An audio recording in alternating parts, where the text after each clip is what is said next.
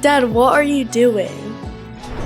Making breakfast patties for the next 2 weeks from scratch, because apparently this is who I am now. This KitchenAid attachment grinds meat faster than I can explain why I need to control every aspect of breakfast.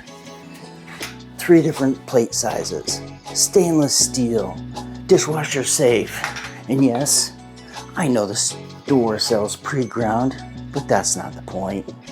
Now I know exactly what's in these patties.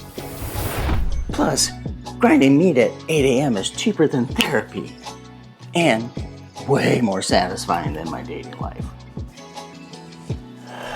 You'll thank me when you're eating these. She won't thank me. Then I'll know. And that's enough.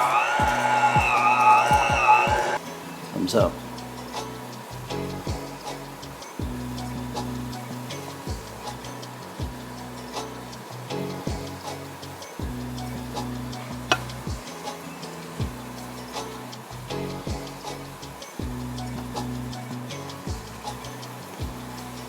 That's pretty good. No problem. A few more times before I can go into a competition with Jimmy Dean, but hey. No, it's pretty good.